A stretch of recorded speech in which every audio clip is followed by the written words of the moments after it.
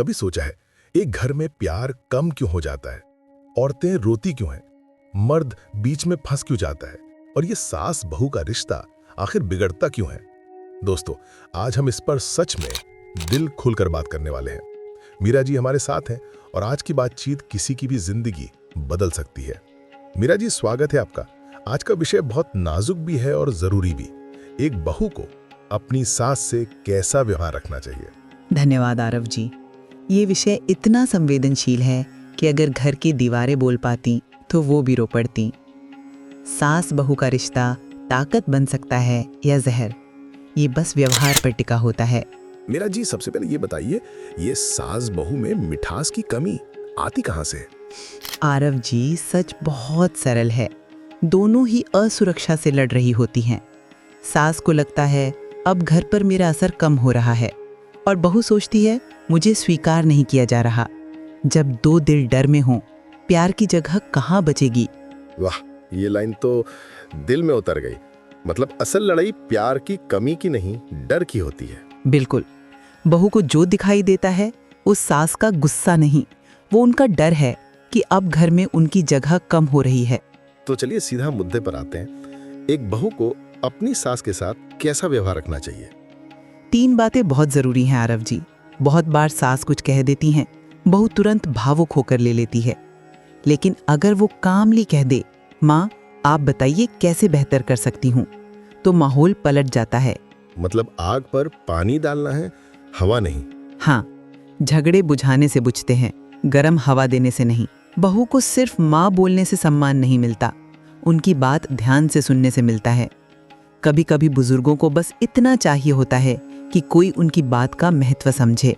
असल में वो सुने जाने की भूखी होती हैं, है ना?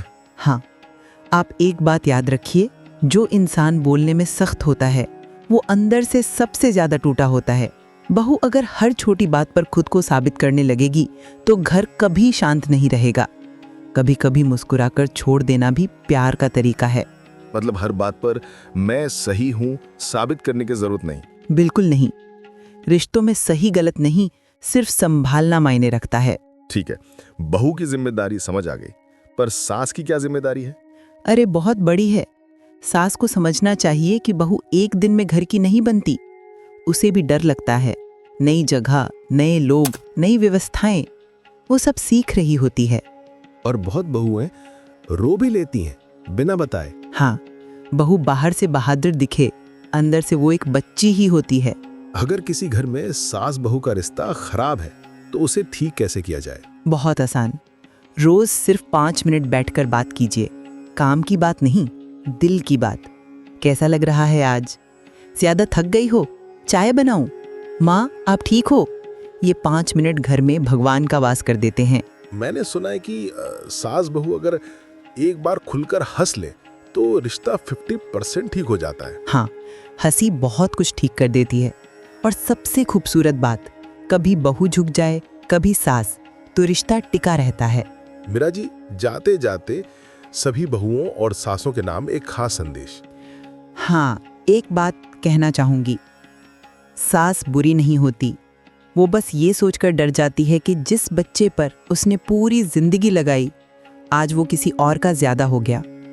और बहू गलत नहीं होती, वो बस इस चिंता में रहती है कि उसे कब तक पराया माना जाएगा। अगर दोनों ही एक दूसरे का डर समझ लें तो प्यार अपने आप बढ़ जाता है। कमाल की बात है मीरा जी। दोस्तों, अगर आज की बातचीत ने आपके दिल को छुआ हो तो नीचे कमेंट में लिखें, रिश्तों में प्यार ही सबसे बड़ा ज्ञान है। फिर मिलते हैं अग्नि पॉडकास्ट में। जय श्री कृष्णा।